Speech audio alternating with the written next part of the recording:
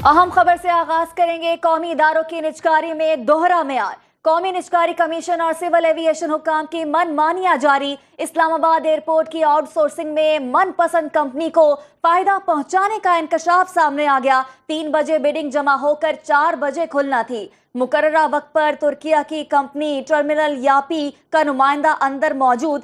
मकामी कंपनी पाकिस्तान के कंसोर्शियम के नुमाइंदे को सिक्योरिटी गार्ड ने बाहर रोके रखा। अंदर जाने की इजाजत मिली तो हुक्काम ने ताखीर को जवाज बनाकर तकनीकी तौर पर आउट कर दिया।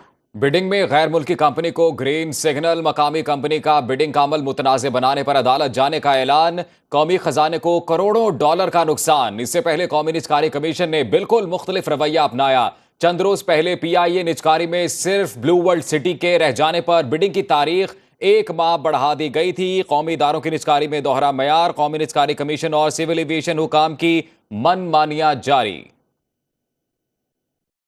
कौमी निजकारी कमीशन मैरिट की धज्जियां उड़ाने लगा। निजकारी में शफाफियत के दावे, लेकिन हकायक इसके बरक्स।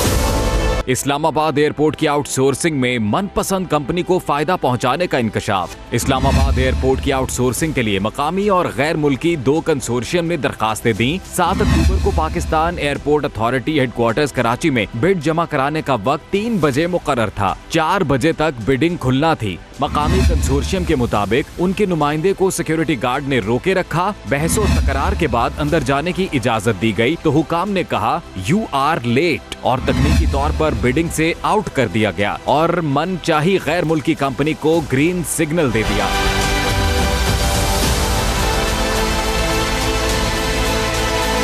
पाकिस्तान एयरपोर्ट्स अथॉरिटी के इस मनमाने फैसले ने इस्लामाबाद एयरपोर्ट की आउटसोर्सिंग का मामला मुतनाज़े बना दिया। गैर मुल्की कंपनी को फायदा पहुंचाने पर दूसरे फरीक ने निजकारी की शफाफियत पर सवालात उठा दिए और बिडिंग के तमाम अमल को अदालत में चैलेंज करने का ऐलान कर दिया। दूसरी जानिब एयरपोर्ट्स की आउटसोर्सिंग का अमल तो शुरू कर दिया गया, जबकि पाकिस्तान एयरपोर्ट्स अथॉरिटी का मुस्तकिल DG ही नहीं, तैमूर इकबाल बतौर कायम मकाम DG काम कर रहे हैं। इससे पहले PIA की निजकारी में मुतजाद मौक़िफ़ अपनाया गया। PIA की बिडिंग के लिए सिर्फ ब्लू वर्ल्ड सिटी ने क्वालिफाई किया, लेकिन यहाँ निजकारी कमीशन के हुकाम की शफाफियत का मयार कुछ और ठहरा और मंजूर नजर कंपनियों को बोली के अमल में शामिल करने के लिए बिडिंग की तारीख में 1 माह की तौसी करके 31 अक्टूबर कर दी गई। इसी पर बात करने के लिए हमारे नुमाइंदे इरशाद संजरानी हमारे साथ मौजूद हैं। इरशाद, बताइएगा इस सारे मामले से मुतल्लिक क्यों कौमी इदारों की निजकारी में दोहरा मयार सामने आ रहा है? देखिए, बिल्कुल ये 7 अक्टूबर का सारा वाकया है कि PIA की जैसे निजकारी में भी जिस तरह की मनपसंद कंपनी को नवाजने की कोशिश की जा रही है। 25 सितंबर को हमने देखा था कि उसकी जो ड्राफ्ट साइन करने थे और उसको ड्राफ्ट पर साइन करने के लिए सिर्फ और सिर्फ जो ब्लू वर्ल्ड सिटी के नुमाइंदे मौजूद थे उनको पहले दिन में बुलाया गया 3 बजे, फिर रात 12 बजे वक्त फिर बढ़ाया गया।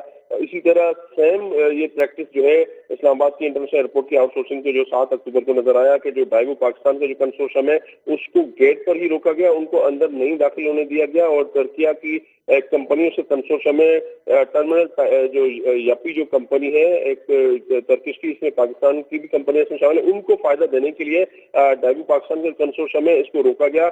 इसी तरह 7 अक्टूबर से जो है इस जो बिड को जो बढ़ाना था आगे और मुख्तलिफ जो कंपनियां 2-3 ग्रुप और इसमें इंटरेस्टेड थे, लेकिन उनको जो है धोखाधड़ी करके जो इस बिड जो है 7 अक्टूबर को खोली गई है और फिर डाइवो पाकिस्तान के कंसोर्शियम में इसको गेट पर इनके नुमाइंदे को रोक कर जो है ये बिड खोली गई है और जो मनपसंद कंपनी जो तुर्की की कंपनी है उसको फायदा देने के लिए उसकी बिड एक्सेप्ट की गई। और अगले दिन जो है जो सेक्रेटरी एविएशन जो है एहसन मंगी, इसके साथ जो एक्टिंग DG है तैमूर इकबाल वो और सुमेर सईद जो कि इसके आउटसोर्सिंग के कन्वेनर है वो और जो सादिक रहमान डिप्टी DG है, सारे इस मामले को देख रहे थे और जो पाकिस्तानी कंपनी जो है डाइवो पाकिस्तान का सोशल इसको रोका गया। इनके नुमाइंदों को रोक कर कहा गया कि 3 बजे वक्त था, यू आर लेट। उसके बाद 4 बजे उन्होंने बिड खोली है। अगले दिन बोर्ड ऑफ डायरेक्टर्स का इजलास बुलाकर उसकी मंजूरी ली गई है। तो बिल्कुल एक निजकारी का जो अमल है पीआईए को, उसको भी धक्का पहुंचा है। आउटसोर्सिंग पर जो सवालिया निशान लग गए हैं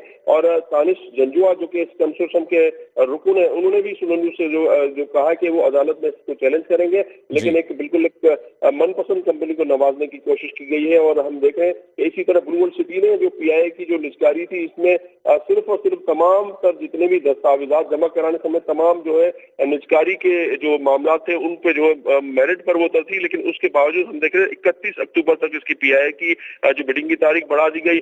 निजकारी कमीशन के हुक्काम हो या फिर वजारत हवाबाजी, ऐसा लगता है कि मिलकर ये कर रहे हैं और धोखाधड़ी से जो मेरिट के खिलाफ वर्जी करके मनपसंद कंपनी को जो फायदा देने की कोशिश की गई। इसी तरह जो है हमने देखा है कि 7 अक्टूबर को भी ये मामला पाकिस्तान एयरपोर्ट अथॉरिटी का हेडक्वार्टर जो है कराची में, यहाँ पर एहसन मंगी जो सेक्रेटरी एविएशन है, तमाम पूरे प्रोसेस को वो खुद इसको हेड कर रहे थे।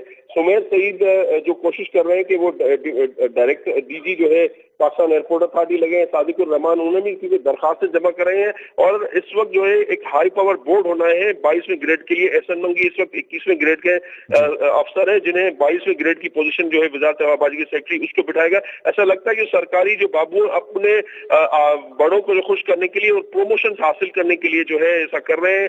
डीजी लगने की कोशिश के लिए सुमेर सईद भी इस वक्त मैदान में है और सादिकुर रहमान समेत दीगर अफसरान के नाम है। तो ये सारा मामला जो है इसको जो अदालत में चैलेंज करने का जो है डायबू पाकिस्तान के कंसोर्शियम में उन्होंने ऐलान किया है। और ये बिल्कुल एक मनपसंद कंपनी को फायदा देने की कोशिश की गई है और निजकारी का तमाम प्रोसेस जो है इसको फौरी तौर पर रोका जाए। रोकने के लिए सारा जो है किया जा रहा है मनपसंद कंपनी को फायदा देने के लिए, और साथ ही साथ बिड को जो है दोबारा वो जो है उसके लिए टेंडर किया जाए। डायबू पाकिस्तान ने एक जो है दरखास्त और कंप्लेंट भी दायर की और अदालत में जाने का ऐलान भी किया है। बिल्कुल इरशाद, साथ ही रहिएगा। जैसा कि आपने भी मुतासरा कंसोर्शियम के मेंबर दानिश जंजुआ का जिक्र किया, वो इस वक्त हमारे साथ मौजूद हैं, उनकी भी राय लेते हैं इस मामले पर। दानिश जंजुआ साहब, बहुत शुक्रिया आपके वक्त का। क्या कहेंगे इस वाक़े से मुतल्लिक आप? ये आपको थोड़ा सा बताता चलूं प्रोजेक्ट के बारे में।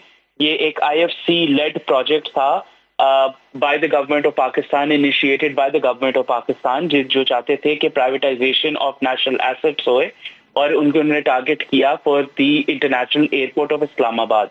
इसके बाद कराची और लाहौर के airports were also to be privatised.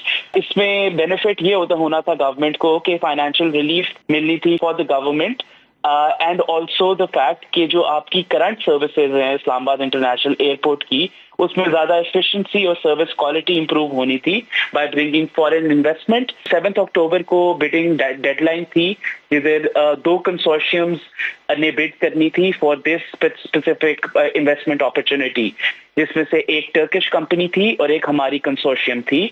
हम लोग जी at the time of bid submission हम उधर प्रीमिसेस में पहुंचे। जैसे ही गेट पे पहुंचे तो गार्ड को पता ही नहीं था कि यहाँ पे बिड सबमिशन हो रही है। ये बड़ी हैरानगी की बात है, बिकॉज हमारा जो कंपेटिटर है वो उसी गेट पे हमारे से 5 मिनट पहले गया था। This is very surprising and this is very sad to see. ये सारा प्रोसेस पेपराइज्ड प्रोसेस था, इसमें से कुछ भी पोर्टल पे नहीं था, in the sense online submission नहीं थी, इन पर्सन फिजिकल सबमिशन थी और उसके साथ उसकी 4 कॉपियां थी। सो हमारे पास एक बहुत बड़ा बक्सा था जो हमने अंदर पहुंचाना था इनटू द CAA हेडक्वार्टर। जैसे ही हमने अंदर पहुंचाया तो हमें नहीं पता था कि कमेटी रूम के अंदर ये सेशन हो रहा है। तो जैसे ही हम कमेटी रूम में पहुंचे तो हमें वहां पे CAA के रिप्रेजेंटेटिव ने रिफ्यूजल दे दिया कि आपकी बिड नहीं सबमिट हो सकती। हमारा इसमें जी एक ही सिर्फ चीज है कि इतना बड़ा प्रोजेक्ट चल रहा था for the last 2 years. Government ने IFC इंटरनेशनल फाइनेंस कॉर्पोरेशन को ये प्रोजेक्ट दिया था टू लीड, और उसके बाद अगर उन्होंने एक ही बिड एक्सेप्ट करनी थी तो why go through the whole process. अगर आपने प्री डिफाइंड आपका विनर था इस प्रोसेस में तो why make the other party work for 6 months. जी 6 महीने की मेहनत लगी है of the consortium making the whole deal. इसमें एक डिटेल टेक्निकल प्रपोजल था, डिटेल फाइनेंशियल प्रपोजल था, इसके साथ 1.5 बिलियन की बैंक सिक्योरिटी थी जो हमारे साथ उस वक्त मौजूद थी और हमारे साथ पूरा प्रपोजल था। हमें कह दिया गया कि जी आप अपनी बिड जो है वो वापस गाड़ी में रखवा दें, हम नहीं इसको फाइल करेंगे, ना हम इसको एक्सेप्ट करेंगे। उसके बरक्स हमारा जो टर्किश कंपेटिटर था उसकी बिड जी अंदर पड़ी हुई थी on the tables of CAA secretariat. इसके अकॉर्डिंगली हमने डीजी साहब के साथ एक कंप्लेंट भी लॉन्च कर दी है of what happened on 7th October with us at the gates of CAA and by the representative of CAA, जिसने हमें रिफ्यूज कर दिया हमारी बिड लेने से। अब इंशाल्लाह इस पे लीगल एक्शन लिया जाएगा to ensure that a free and just bidding process is given to all competitors. जी बिल्कुल, लीगल एक्शन लिया जाएगा। बहुत शुक्रिया आपका, आपने हमें टाइम दिया दानिश जंजुआ साहब, और साथ ही साथ हमारे नुमाइंदे इरशाद संजरानी हमारे साथ मौजूद रहे। आपका भी बहुत शुक्रिया।